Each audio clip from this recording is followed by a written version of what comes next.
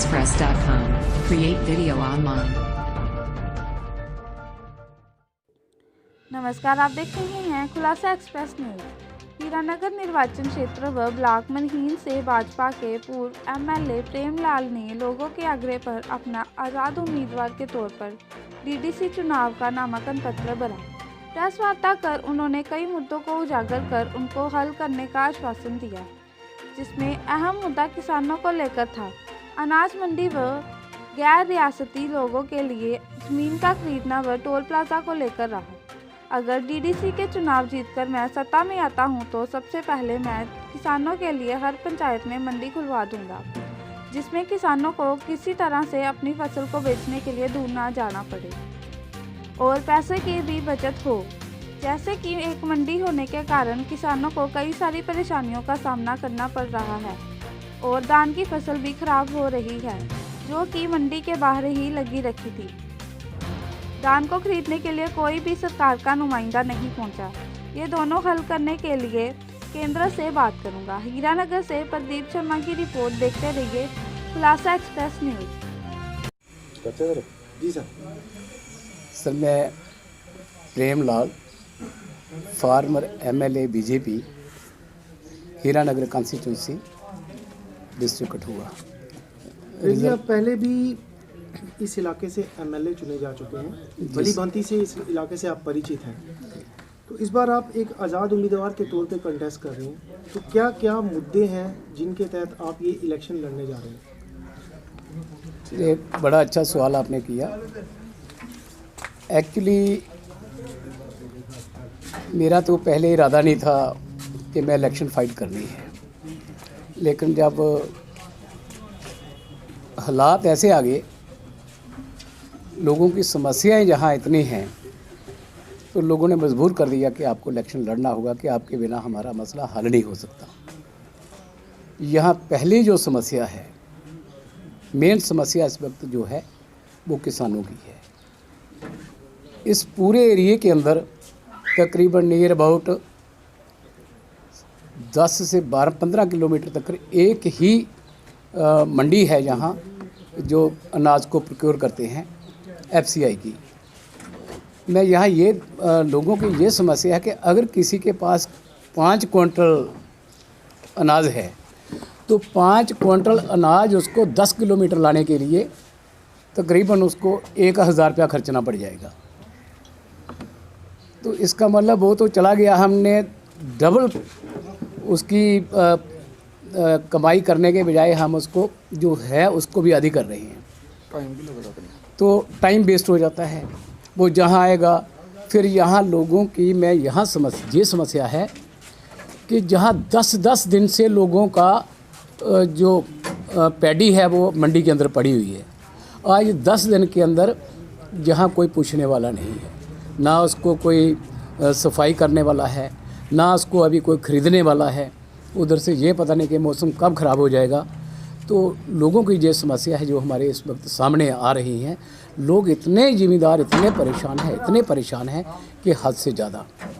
तो हमने एक तो ये समस्या है, हमने ये कहा कि अगर हम पावर में आएंगे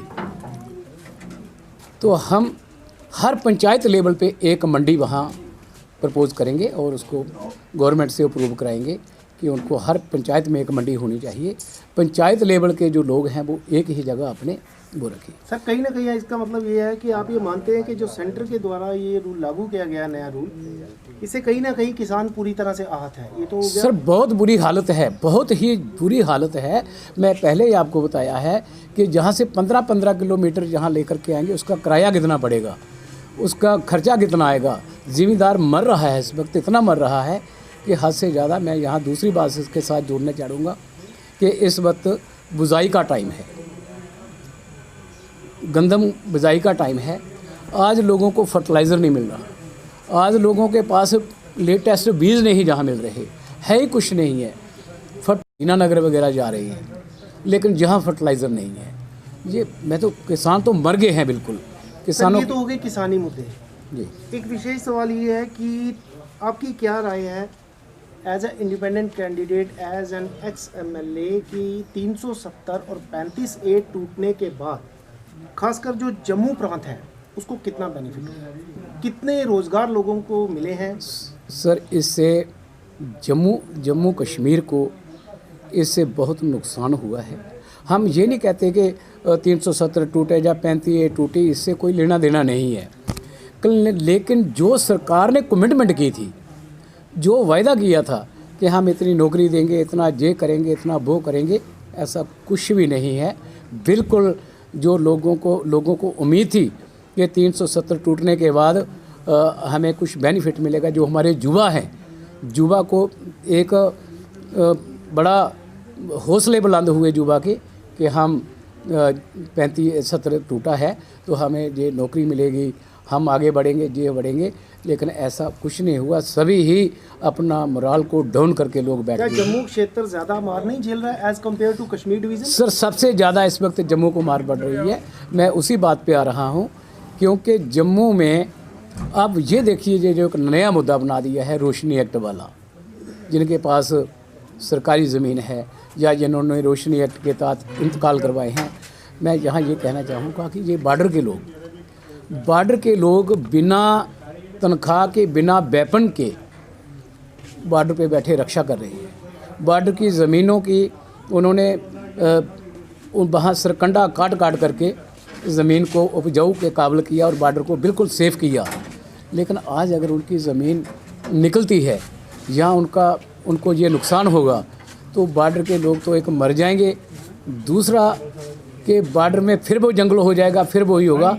और जो है इस वक्त क्रॉसिंग जो मिलिटेंसी है वो यहाँ से क्रॉस होगी, बढ़ेगा, वो वैसे ही नहीं रुक रहा। के लोगों के साथ ये धोखा नहीं है जो एक बार उन्होंने 25 एमएलए अपनी डिवीज़न से भेजे, उसके बाद एमपी चुने यहाँ से, तो बदले में जम्मू डिवीज़न को क्या मिला? सवाल यही है। लखनपुर बंद है सर, कोरोना की वजह से लखनपुर बंद कर दिया गया है, आए दिन परेशानी है। लेकिन इस चुनाव के दौरान कल जो कठुआ में हालात थी, जिन लोगों की ड्यूटीज़ लगा रहे थे, बेपनाह वहाँ पे रश था, तो कहाँ है सर कोरोना?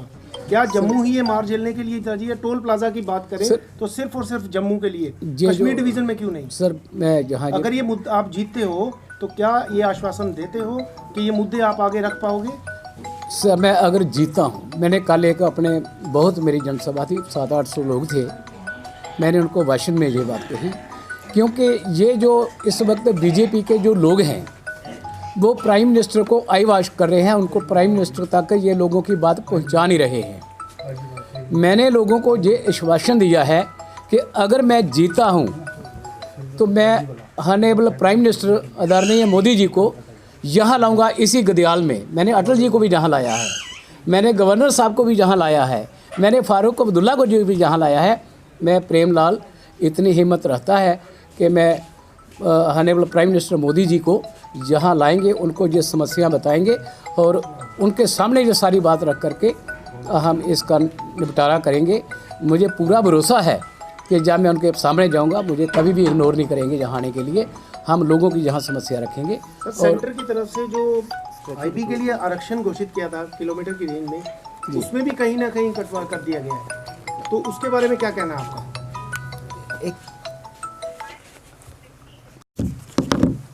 इस मुद्दे को मैंने शायद सर जानते होंगे कि 2001 में मैंने हाउस के एक अंदर एक रेजोल्यूशन पास करवाया था, जिसमें सभी लोगों ने हाथ खड़े किए थे और एक मेंबर एक एमएलए के अलावा सभी ने मेरे हक में वोट दिया था। मैं यहाँ नाम नहीं लेना चाहूँगा, आप हाउस की प्रोसीडिंग निकाल सकते हैं। सभी ने मेरा समर्थन किया था और ये हुआ। उसके बाद एक कमेटी बनी कि ये सर्वे करेगी। मैंने उनको कहा कि आप ओल्ड सांबा कठुआ रोड के नीचे जो है इसको बॉर्डर का हमें बेनिफिट दे दीजिए। लेकिन जो अभी जो किया है वो बिल्कुल गलत है और लोगों को बिल्कुल कोई बेनिफिट नहीं मिल रहा। आज आप देखिए एसपीओ की भर्ती हुई है। मैं सरकार से पूछना चाहता हूँ, मुझे बताएं बॉर्डर के लोग कितने आए हैं। मैं पूछना चाहता हूँ स्पेशल रिक्रूटमेंट के अंदर कि मथुरा जग के कितने लोग आए हैं, यहाँ मडीन के कितने लोग आए हैं। बिल्कुल लोगों को इग्नोर किया है इन्होंने सारे काम के लिए। यहाँ आपने एक सवाल पूछा है 25 एमएलए। सर जो 25 एमएलए हैं उन्होंने सरकार की प्रॉपर्टी को दबोचा है, सरकार की प्रॉपर्टी को खाया है। उन्होंने स्वयं ट्रांसफ़र के अलावा कोई काम नहीं किया। कोई मुझे कोई एक काम बता दो को किया हो किसी ने। कोई मैं जहाँ से मीडिया में ये बात कह रहा हूँ कि एक कोई जहाँ मेंबर पार्लियामेंट बोल दे, कोई मंत्री बोल दे, हेल्थ मिनिस्टर बोल दे, फॉरेस्ट मिनिस्टर बोल दे कि मैंने कोई काम किया है, तो मुझे नहीं लगता है कि किसी ने कोई काम किया है। ऐसे हालात हैं। मैं यहाँ ये कहना चाहूँगा कि वायदे बड़े बड़े हैं लेकिन ग्राउंड लेवल पे कुछ नहीं है, बिल्कुल जीरो है। लोग मर रहे हैं, लोग रो रहे हैं और आज वोट लेने के लिए जहाँ आ रहे हैं। एक आखिरी सवाल सर, आपके माध्यम से भारतीय जनता पार्टी के स्टार प्रचारकों के लिए भी, अभी ये एमएलए इलेक्शन तो था नहीं, डीडीसी का चुनाव था, फिर भी जितने भी तमाम स्टार प्रचारक भाजपा की तरफ से यहाँ पे उतारे गए। जम्मू में रूल लागू कर दिया गया है कि कोई भी आकर यहाँ पे ज़मीन खरीद सकता है। हमारा सीधा सवाल हिमाचल के सीएम जयराम ठाकुर से और साथ ही साथ सेंटर से आए अनुराग ठाकुर से है, आप इस पर जवाब दीजिएगा। अगर जम्मू में कोई ज़मीन खरीद सकता है तो हिमाचल में वो ज़मीन क्यों नहीं किसी बार वाले को खरीदने देते? वहाँ के लिए रूल अलग, कानून अलग, और यहाँ आकर वो बात करते हैं कि हमने 370 और 35 से तोड़ी, कोई भी यहाँ आके रह सकता है। अगर सब तरह से देश एक है, हर एक भारतवासी एक है, तो फिर ये स्टेट के लिए ऐसा मुद्दा क्यों, हिमाचल के लिए ज़मीन का मुद्दा अलग क्यों है? ये बड़ा अच्छा क्वेश्चन किया आपने। मैं ये बात कहना चाहूँगा कि जो लोग गवर्नर साहब को एडवाइस दे रहे हैं, जो उनके एडवाइज़र हैं, वो बिल्कुल मैं समझता हूँ कि वो उनको नॉलेज नहीं है जम्मू कश्मीर के बारे में। जम्मू कश्मीर में ज़मीन है कितनी? जम्मू कश्मीर में 80% तो पहाड़ हैं, हिली एरिया है।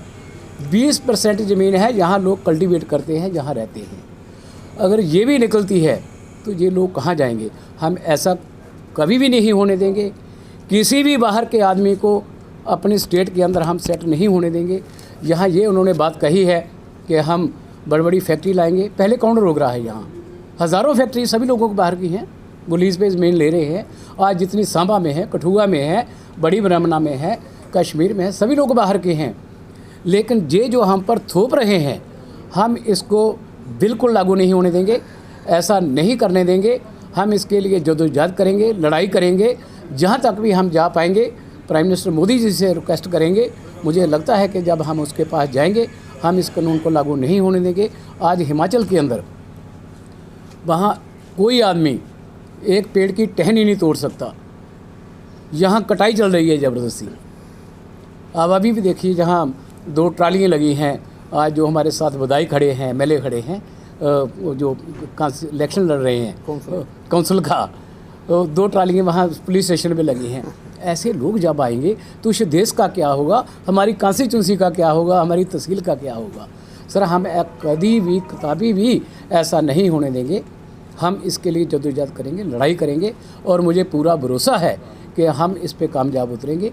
और लोगों को ये जो समस्या है, ये नहीं मैं हीरानगर की बात करूँगा, जमडीन की, हम पूरे जम्मू कश्मीर के अंदर किसी भी बाहर के आदमी को ज़मीन नहीं लेने देंगे। सर, इसके लिए हमारी लड़ाई होगी, हम लड़ेंगे। बहुत शुक्रिया सर बात करने के लिए।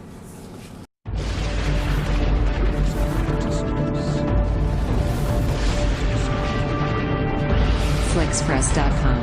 Create video online.